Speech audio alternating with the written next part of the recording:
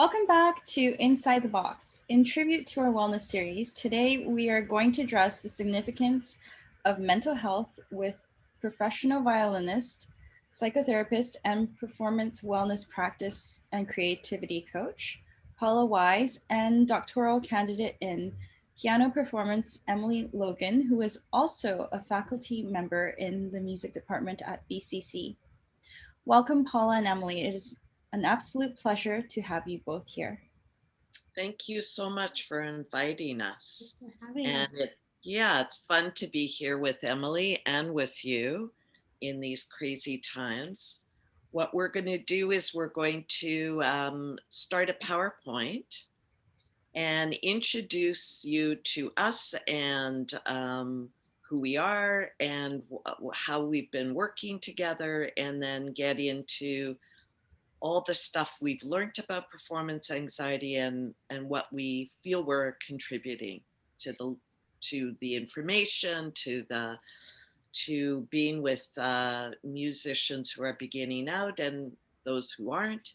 And yeah, Emily, let's start. So we've named our presentation today in praise of attention to the mental health of music students. And what our research has centered around is proposing a specialized intervention for performers, because we don't often hear of music schools having special interventions for performers, or even for the music industry to have special interventions for performers. So that has been one of our goals through our research.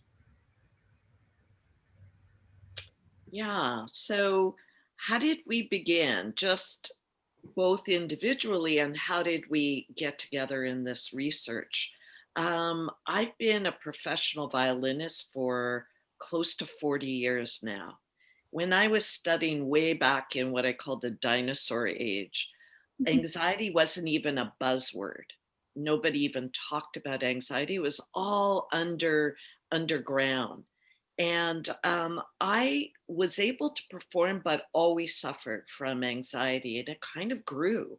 And so the sort of old statement of the more you do it, the better it gets, didn't really happen for me.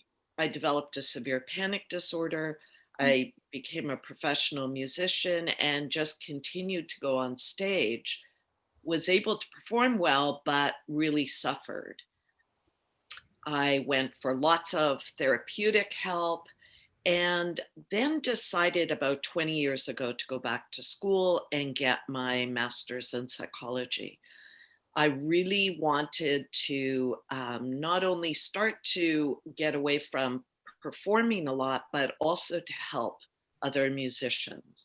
I then developed a course and taught it at Kwantlen Polytech University, the Embodied Musician, helping musicians navigate this complex and challenging road.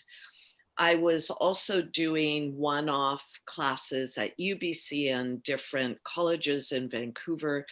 And I did one at UBC and I met Emily there. And maybe, Emily, you could take over. We started talking about our interest in this area. Yeah, I actually remember after that particular class coming up and introducing myself and telling you, Paula, that I was going to do my research in this area. And I guess over the course of that year, it really continued into more discussions and led to the application for a grant about a year and a half later. That I don't know if you remember the situation, Paula, but we were hopeful and excited, but also not really optimistic at the time. Right. That funding would be given to us to do such an innovative project. But we were like excited and enthusiastic and stunned when we found out that funding had come through, and certainly have to thank Public Scholar at UBC for that. But how did I begin research in performance anxiety? It's kind of an interesting anecdote. I went through a lot of my undergrad, like a lot of performers that are really focused on their instrument, not really enjoying the research and the academic side of my studies. I always said that I procrastinated on academics by practicing. That was my tendency throughout my undergrad. And of course, I like got through and went to my master's, and the master's had a heavier academic component. And I got to a particular course that was about music analysis. It was a required course for the degree, and I was kind of like, I'm not really excited about doing research on music analysis. Like, I just want to be here to play. I want to be here to learn about music. So the professor had started talking to us about mind-body connections and performing in our class, talked about his interest in that research. And I went to see him in an office hour because I was struggling to figure out what to do for my final paper. And he was like, Emily, music theory doesn't just have to be analyzing music. That's how we think of it often. But he said, music theory is equally the theory of performance.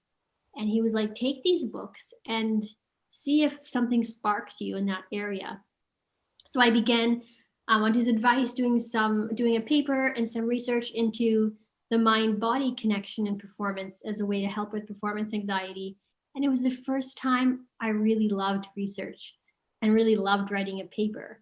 And from there, continued and made it expand into what will become my doctoral thesis. So that's kind of how I got started on the research, and then how our paths fall across as well as I started in my doctoral studies. And luckily we met each other, so this magic began. Yes. Yes. So what I discovered when I was beginning my sort of trying to put together a course around it was I interviewed a lot of musicians. And what I discovered was it's incredibly prevalent to suffer on stage.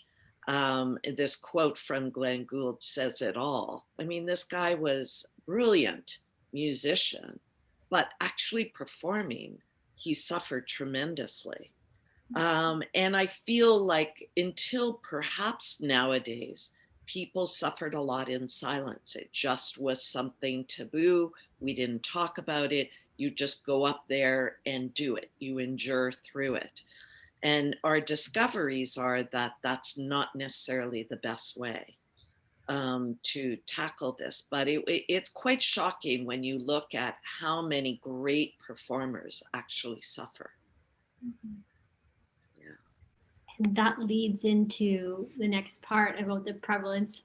One of the complicated things about studies that look at prevalence is how to actually know if people are responding truthfully. There's still stigma about performance anxiety and about feeling free to share. So a lot of scholars think that prevalence rates actually underestimate the prevalence of performance anxiety. And as you can see, if that's true, we're seeing pretty high prevalent numbers here, looking equal across the board between professional musicians and students. Again, like Paula mentioned, this idea, our notion of just keep playing and it'll go away, that isn't exactly true. And I think the prevalence numbers show that.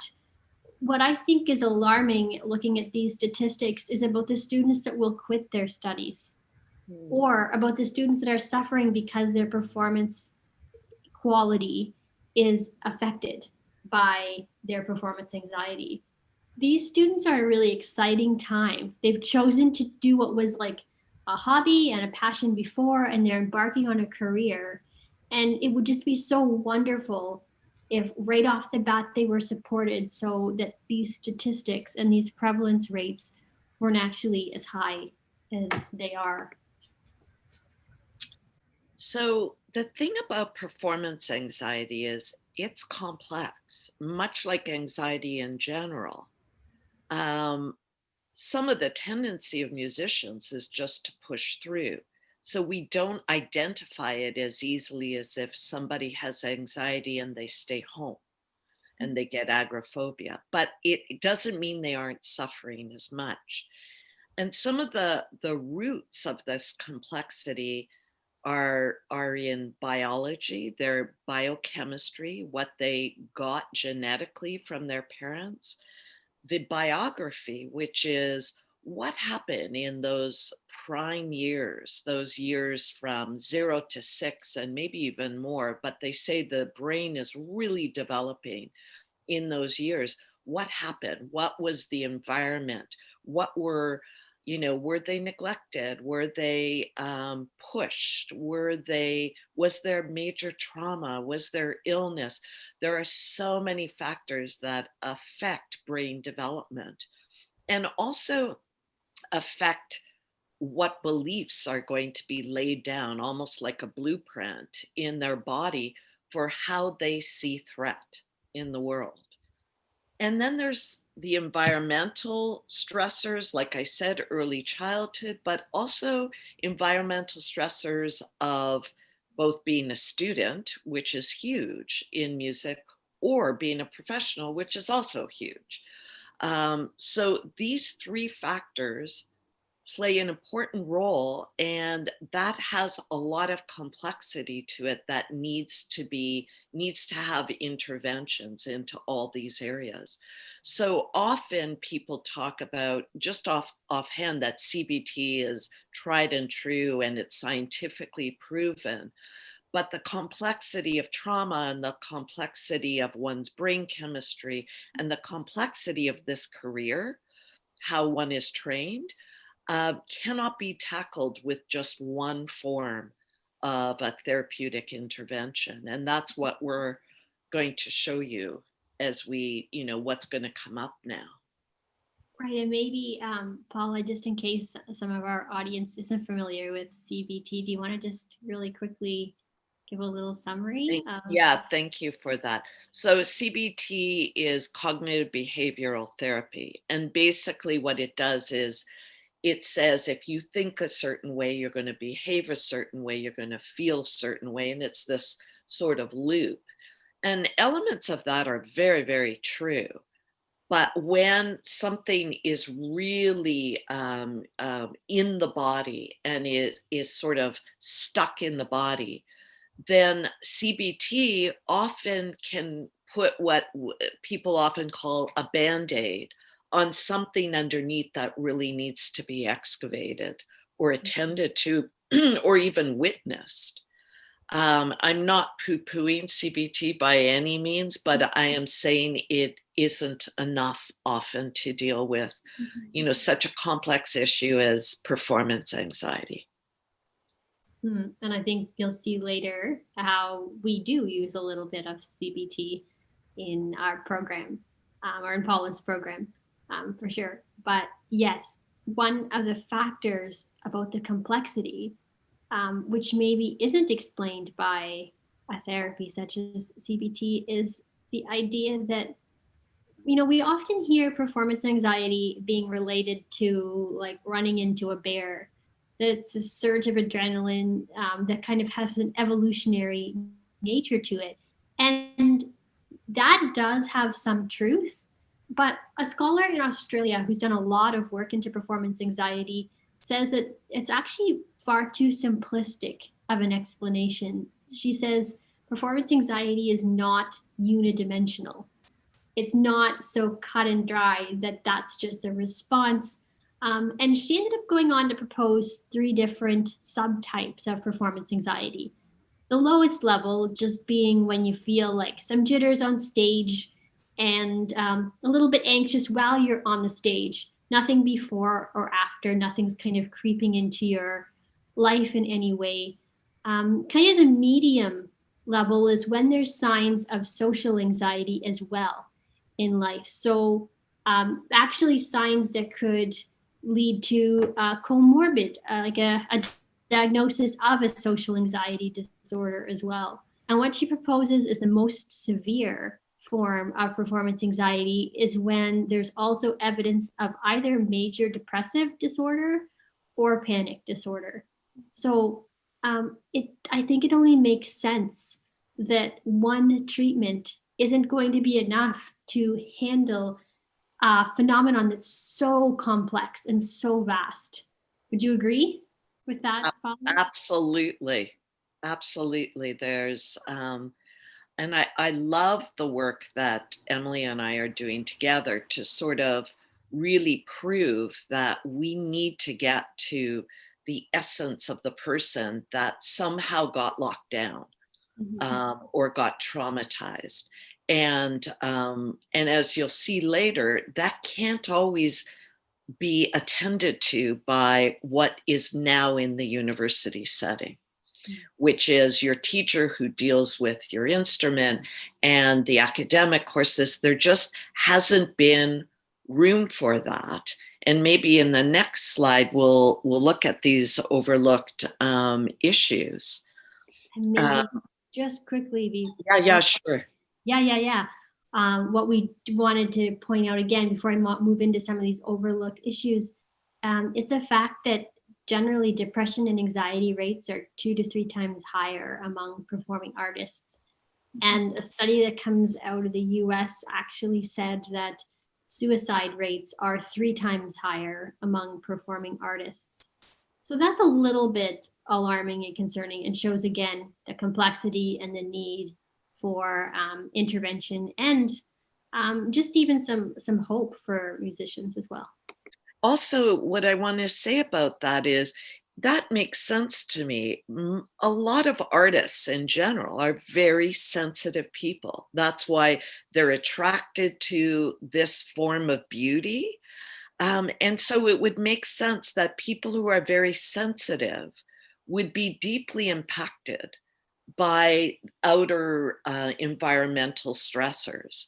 So it's sort of hand in hand. You've got this sensitivity that makes you this beautiful artist on stage. And then you have that propensity to fall into anxiety or depression. They're kind of, my thesis in my master's program was on creativity and mental illness. There's sort of this place where if you're a person who's sensitive, you're often a very thoughtful, thinking person. You're often very connected with outer beauty, outer hardship.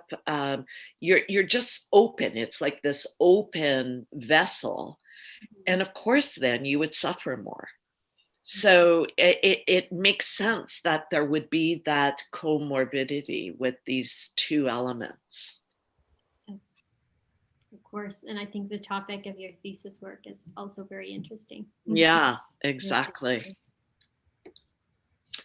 So these overlooked issues are basically, I mean, the root of it is that, it's just never been addressed until recently. So in Juilliard, I don't know how many years ago, Don Green was invited. He's a sports psychologist, and he was invited to come in and offer his knowledge and his techniques that he learned working with athletes, elite athletes. And so he came into Juilliard. I guess he sort of shifted some of his work toward musicians, and it became a very successful course at Juilliard. And then who took over was Noah Kageyama. Am I saying that right?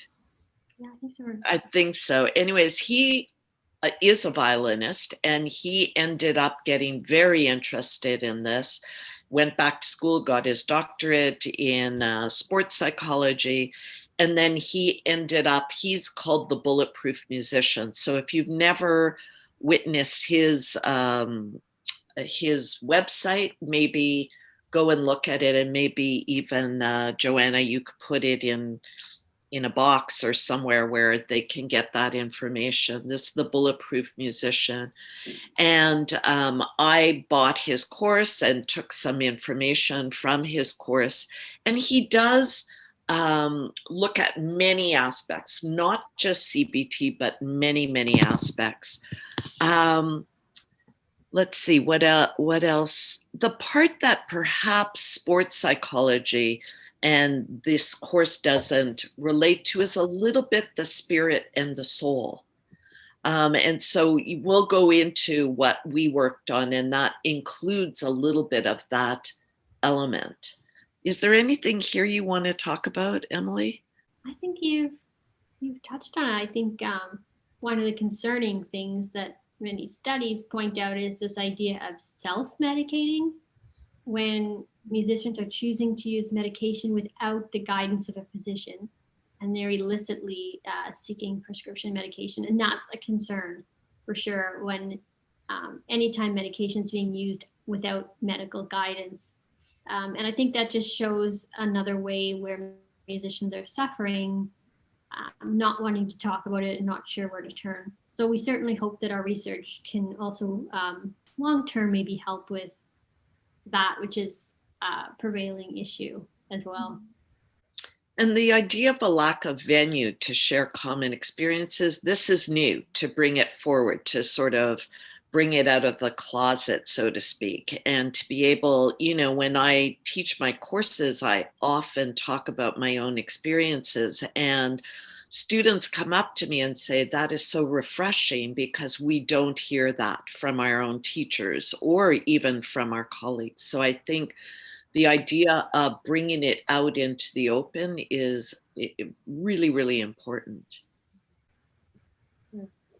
So all of this, all of our past experiences and prep work and research of the literature led to this study, which we called The Effectiveness of a Psychological Intervention Program for University Music Students as a Way to Manage Performance Anxiety. So Dr. Larry Frisch from the Department of Population and Public Health at UBC led as principal investigator overseeing the project, but Paula and I carried out the project ourselves throughout with the guidance of Dr. Frisch overseeing certain parts. So the intervention was the program I developed for Kwantlen Polytechnic University, but that was a 13-week course. So we didn't have enough money to do that.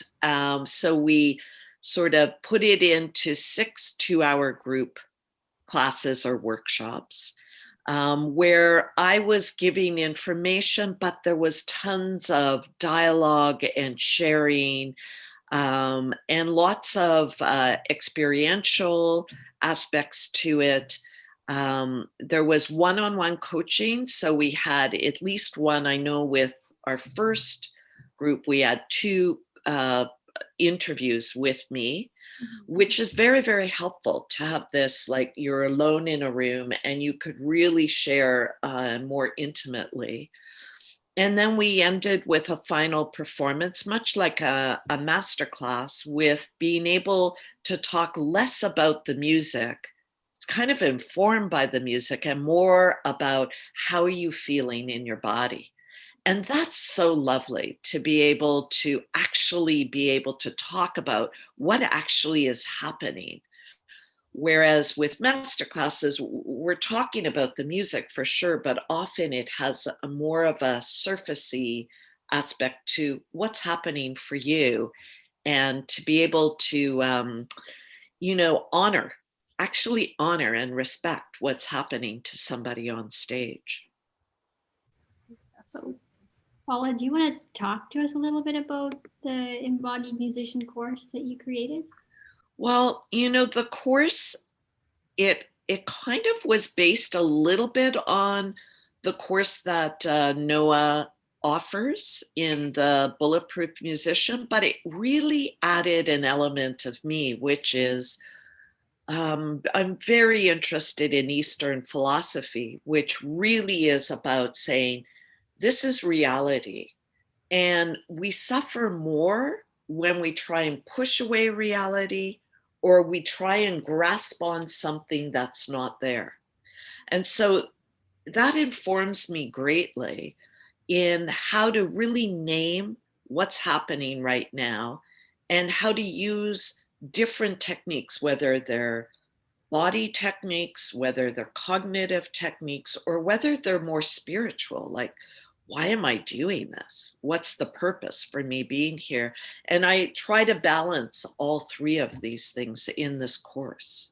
I think that's an overview. Mm-hmm. So here are the objectives. It's this idea of holistic approach, much like what I was talking about before, that this is complex. each individual is so complex, let alone just getting on stage is very challenging and complex. And one of these things, individually, it won't be sufficient. But my hope is in offering all these different things that people can gather what works for them. So that's this idea of a holistic approach. Um, the objective is to discover some kind of freedom on stage and also some kind of authenticity, like to really be able to be you on stage. In the learning process, although obviously we need to study under a teacher and they have a great influence on us, we listen to recordings and that has a great influence on us. In the end, it's just you going on stage.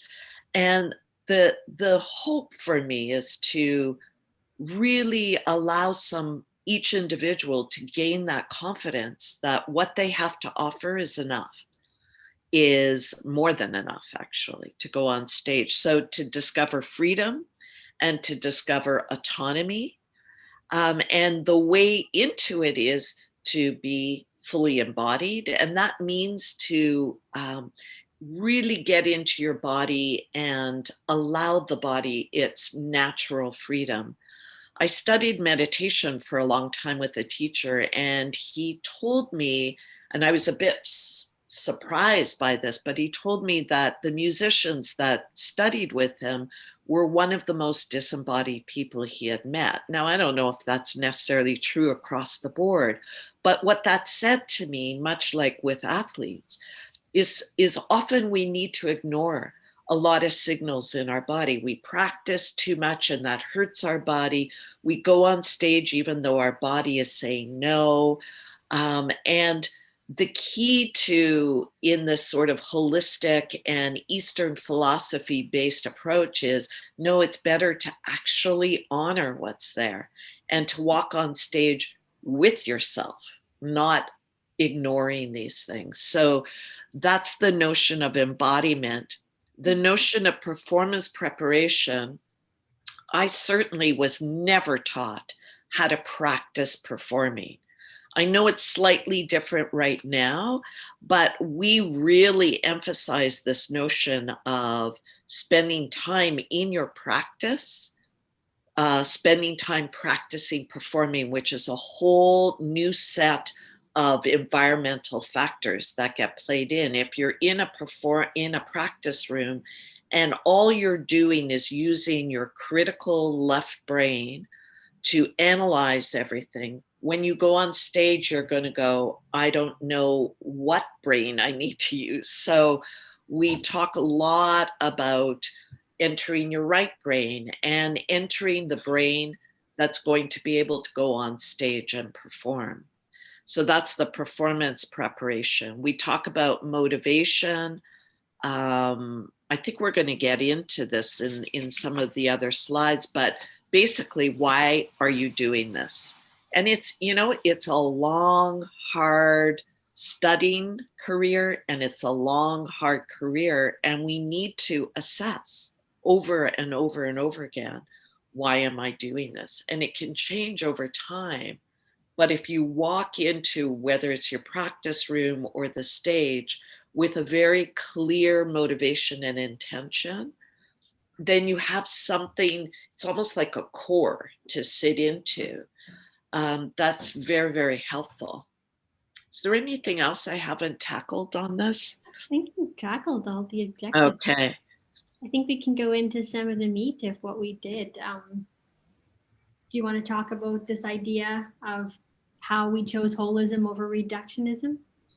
Yeah, I think partly it was just, it was your research on knowing that one thing isn't enough. It was my sensibility with my own aspects of performance anxiety, knowing that we need lots of different things and taking great aspects from each thing really, really is helpful. So for example, exposure is this notion of you go and do something and it gets better. that actually isn't necessarily true with performance anxiety. You can actually hone getting nervous because you keep re-triggering that trauma that's in your body. It can help to varying degrees, but it needs a base that's going to support it. So you need to have all the tools, so that when you go and perform, you start getting what I call examples that you could put in your emotional bank account for successes. Um, Also, Emily discovered that it's not an avoidant behavior. People want to go on stage and perform. They don't necessarily avoid it. Whereas with other phobias, people avoid, spiders, or they avoid going to into elevators, and then it becomes agoraphobic. With musicians, that's often not the case. So just being exposed won't necessarily alleviate some of the symptoms of it. Um, CBT, I've talked about already, that it doesn't always get into underlying complex issues that are feeding this anxiety. And sports psychology is really, really good and useful. And I use a lot of the tools, but it also doesn't deal with trauma, for example. It doesn't deal with some of the very fundamental blueprints that are in your body. And the big thing is it doesn't take in artistry. So Don Green often says, bring all the energy and bring it out and push it out. Well, that's fabulous if you're a skier on top of a hill and you just need to go down as fast as you can. But if you're a violinist who has a very light 64-gram bow, if you just let all the energy out, it may not control that bow. We are dealing with fine motor skills, whereas most sports, not all sports, but most sports are dealing with the gross motor skills. So there is something a bit different with a musician than an athlete. Is there anything there that you can add to that? I don't think so. No, I Okay. think you added that you've gone through some of these things already, but Yeah, with motivation, I've already tackled it, but one thing I didn't tackle was internal versus external. In our world, and as children, we're very externally focused, and as children, that's good, except when the messages coming back are negative or don't really aren't attuned. That's even a better word. But we often, as adults, do what we did as kids, is look externally for that approval. There's nothing totally wrong about it, but if we don't balance it with an internal motivation, then we are going to be like a flag that just gets thrown all over the place with the wind out there. We need to balance the external, like goals, like doing a recital. There's a certain external motivation, or listening for that clapping of the audience. But we need to have the internal as well that can settle the core, so that we can receive both positive and negative, whatever is out there. With goals and intentions, SMART goals are very, very common in sports. It's an acronym for specific goal, a measurable goal, a relevant goal, and a time-bound goal. Often we have that recital, but there's so many goals beforehand that can keep us motivated and keep us working really, really hard. We want to build up successes, continued small successes. So by the time we do a recital or a big concert at the Orpheum, we've already achieved these small goals. So the confidence is going to be there. Visualization and imagery is really keen. It's another thing that athletes do, across the board, that musicians aren't always trained in. And that's the idea of getting out of this incredible analytic brain that you need to learn an instrument and play an instrument, but it gets it into the right brain, which allows flow. The right brain is less of the brain that stops what we know and really allows everything we know to trust it. So we do a lot of work around imagery and visualization. And the last thing we work on is this idea of focusing, moving from distraction to concentration. And there's lots of tools in there.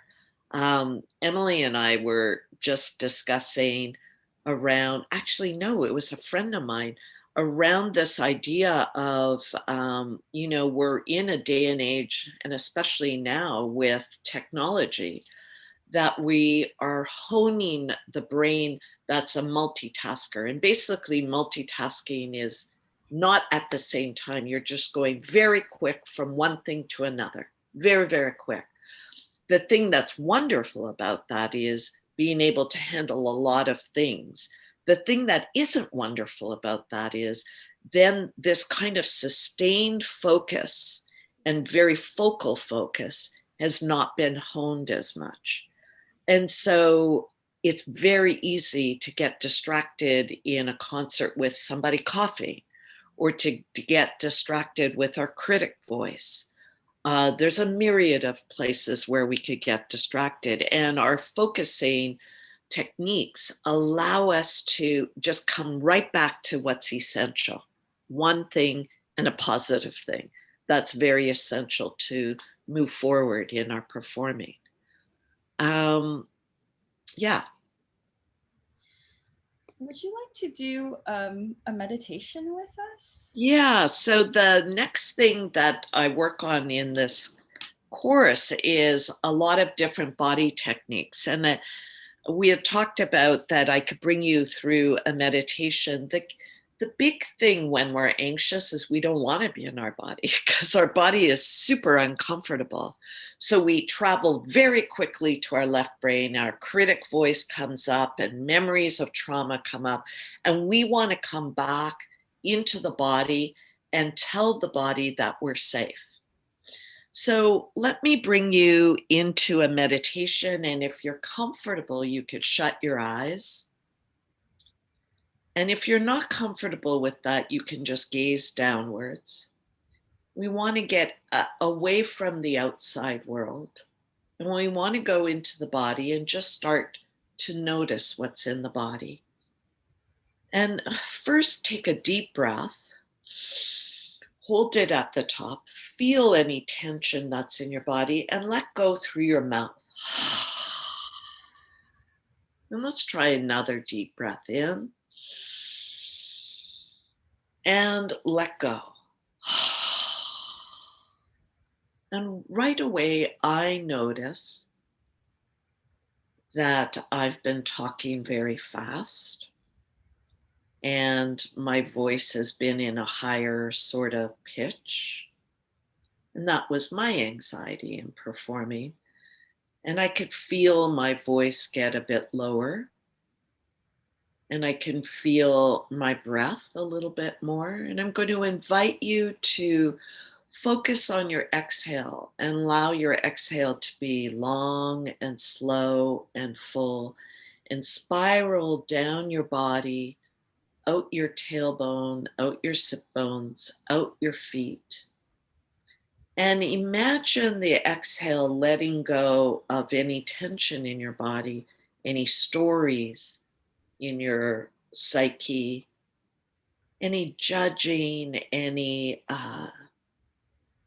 places where it takes you away from this breath and the next breath.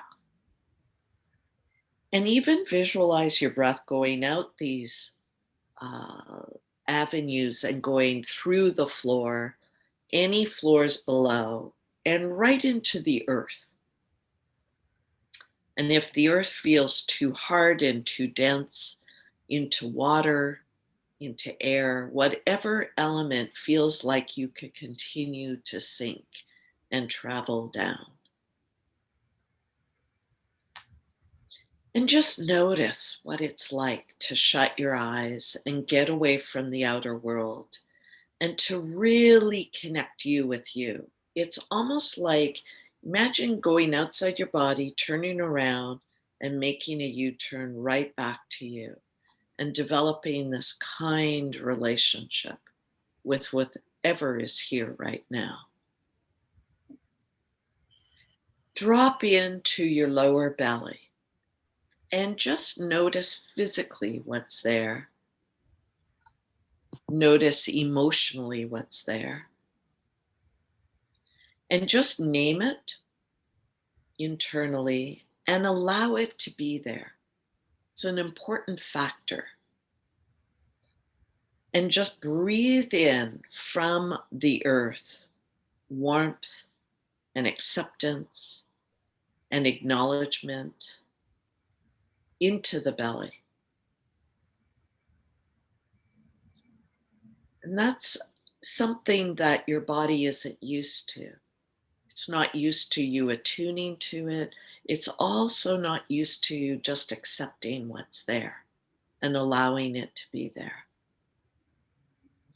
And as you bring warmth into the belly and it starts to fill your belly, allow it to go down into the pelvic region, into the buttocks, down your upper legs, knees, lower legs, ankles, and into your feet and your toes. And really enjoy this infusion of warmth and peacefulness and security. And you may notice that your muscles start to soften. You may notice the clenching around your bones of your muscles and your tendons let go. And you may also notice that your bones start to feel heavy. You start anchoring down into the earth. And you feel that you're held by this container of the earth, almost like a warm blanket around you. And then go into the belly and bring it up through the solar plexus, which is above the belly, into your lungs, into your rib cage, and right into your heart center. And allow your heart to feel that warmth. You could notice any caged in feeling. You could notice any hardness. You could notice any coldness, any hurt that's there, and just acknowledge it. There's nothing wrong with that. And just bring in that warmth. The warmth I see as a kind of loving acceptance of you, no matter what's there. And when the heart accepts that warmth, it softens and then it starts to expand in 6 directions. It expands in front, behind, to the left and the right, above and below. When the heart expands and softens, this is a form of receptivity. And when we perform and we're in a receptive place, what we hear, what we feel, then creativity can begin to happen in more of a flow rather than pushing quality. It just is a natural happening. And then allow this warmth to travel up into your shoulders and down your upper arms, elbows, lower arms, wrists, into your hands and your fingers. And feel your life force starting to curse through your whole upper body. The bottom is anchored, solid, stable. And the upper part of the body, where we use our arms and our hands with our instruments and our throats with our voices and our diaphragms, that's all free. It's unencumbered by tension. And then bring the warmth up into the throat being a vessel of expression, and allow it to come up and out. Bring it into the jaw muscles, one of the tightest muscles in your body, allowing those muscles to relax so that the jaw can be loose. Bringing it into your cheeks, warming up the cheeks, into the muscles behind your eyes, which allows the eyeballs that are very, your eyes focus externally. Am I safe? And when you do this, you just let the eyeballs fall back into two little hammocks and just go offline. Yes, I am safe. And then imagine a cooling sensation on your forehead and your skull bones, right into your thinking mind, so that all the thoughts and the intensity of what's going on in the thinking mind starts to quiet down. It becomes very still, very quiet, still like a lake that has no ripples. And then moving into your spine and feeling that strength in your spine. Each vertebra is balanced on top of each other. It's strong, it's stable. And that gives us a sense of equanimity, balance. And lean into it so that the front of your body could soften even more. You have a strong back and a soft front. And then return now to the lower belly and just resting there for a few moments, enjoying this connection with yourself in this place of non-doing, in this place of really connecting with the essence of you, which is good enough.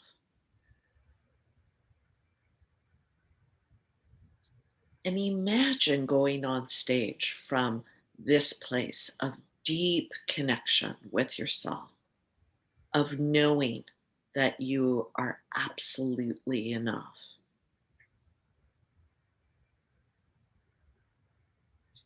And when you open your eyes, gaze downwards first, orient back to the screen, and then make sure that you're 50% still in your body as you orient back to the outer world. And never losing sight of, or I should say, sensation of your body, where you're sitting, your feet, of your breath. There's lots of other techniques that are on here. And, we don't have time to go into them, but they're all about reconnecting with your body and getting away from fight or flight and into what's called the parasympathetic nervous system, which is a place of rest and digest, which is the body knows what to do. So it really is about coming back into a trusting body in order to go on stage. Is there anything else there, Emily, that you wanted to talk about, or shall we go on to? Let's go on. Thank you. Yeah. Thank you very much, Paul. That was wonderful. Oh, good. I feel better. So I'm not going to move forward. I'm going to stay in my back body. So we talked a lot about CBT. These are some of the elements. Often what we think our critic mind is something we're not aware of, but really runs our life. And what we do is we start going through all the distortions that happen when we're young and we don't feel seen or heard, or we're hurt, actually. We develop these cognitive distortions that allow us to remain safe in these environments. And the problem with that is that it keeps us in a very limited way of looking at the world. It's a limited lens. So what we end up doing is looking at all these distortions and these mistaken beliefs, and we kind of turn them on their head, like, what if that isn't true? What if, like, for example, what if I don't have to be perfect when I go on stage? We tend to hold on to that very, very strongly. But what if that's not true? Then what, how would we be on stage? So there's all sorts of techniques and ways of addressing that. Another thing to look at is the growth mindset versus a fixed mindset. Basically, I learned that through sports psychology, but if you are in a fixed mindset, it's almost like you are stuck in this place and nothing can shift and change. Whereas a growth mindset looks at mistakes as real opportunities for growth. So instead of the discouragement and being drawn into an old way of thinking of ourselves of not good enough, we use what we learned, like what went wrong and how can we mitigate that. And so we learn it as opportunities so that mistakes don't become this horrific thing. And the controlled performance experience is, a couple of things. One is the practicing performing, and then the other aspect of it in the course is doing a couple of performance situations where what's given is the opportunity to succeed, actually. Mhm. And that's extremely helpful. The more chances you have of succeeding, not just in playing perfectly, which often is how musicians see succeeding, but in feeling good in one's body, then the more this, venue is not going to be so frightening. Shall we go on to our results? Yes. We're just going to share a few of the results. It would take probably a whole other hour if we decided to go through everything. Generally, what we saw was overall participant improvement. So after calculating some statistics, it did show that with our 30 participants, there was improvement in MPA scores that was significant enough to not be attributed to chance or just natural decline. And what was really interesting is the moderate and severe level MPA participants showed the greatest improvement, which I think is our most exciting finding, that maybe something is tackling the MPA that's a little more stubborn and a little more difficult to deal with. And that's ultimately what we set out wanting to do. As researchers, you have to be so careful to make sure you don't have bias. So really what we wanted to do was learn to see if we could figure out certain things that would help certain groups. And we have learned that our intervention helped those two groups mostly. So excited about that for sure. A few takeaways that we were left with. Obviously, an intervention program does reduce students' MPA. It also has the potential to improve their general well-being. In doing interviews with the participants, everyone overwhelmingly said that this kind of program needs to be in the music curriculum. And I think that's a testament as well to have 30 participants all agree on that one fact. And as we talked about earlier, teachers are not always trained on the psychological aspect of dealing with performance anxiety. It's not their fault that they don't have the adequate training. They also don't have the time within lessons. So it's really important that there be interventions and services and resources available to students outside of just their teachers and their lessons. Yeah, we thought we'd just end with a couple of these quotes. I was just thinking, Emily, as you were talking, that my thesis as well was on the correlation between creativity and mental illness. But I just remembered as you were talking that my pretend experiment was creating a group, like what we actually did. So I actually think I didn't, because of the masters I didn't need to actually create it and do it. But my proposal was it was a little more broad because it was dealing with any artist, but this idea of having support and having the right people to create interventions to support, so that we're not stuck in a closet around this issue of mental health, and that people suffering have are not in shame around it. So I just realized that we were doing it with your research and your doctorate. We were actually doing the proposal that I made in my research, which is so without even knowing, yeah, without even knowing. So these quotes, I mean, they're the students really got a lot out of the classes that I taught, and that thought that current and future students, really it's coming full circle for me. I graduated 40 years ago from McGill, and I really suffered in silence. And I think it's so wonderful that I had the opportunity to work with Emily and really help people. It's what I wanted when I was younger. And I think it's going to blossom. It's going to blossom with more of this research. And I guess I want to wish all of you that are watching the best in your journey. It's a beautiful journey and it's a tough journey. I don't know if any beautiful journeys aren't challenging, but there are ways to support yourself and ways to get help around this journey. So I'm really wishing you all the best. And thank you, Joanna, for inviting us to share our journey, which we've been so excited about.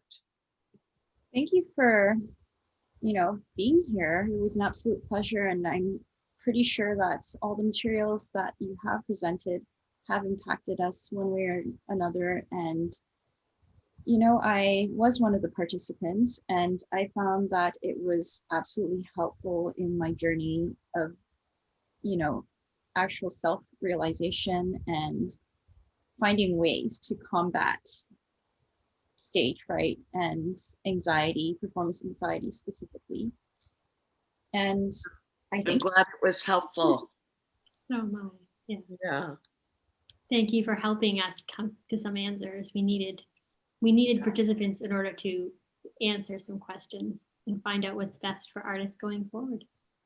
absolutely. And there's a new challenge with performing artists now, and that's a whole other ball of wax, the idea of performing to a computer. So I think that there's so much to learn and so much to get support with. So please reach out, get support. Absolutely. Thank you, Paula. And thank you, Emily. Thank you for joining us. Please be sure to check out Paula's and Emily's project in the link below. Also, we will have a clip of Emily and I performing after this. So enjoy. Don't forget to hit the like button, subscribe, and hit that notification bell. Until next time, be well. Bye, everyone.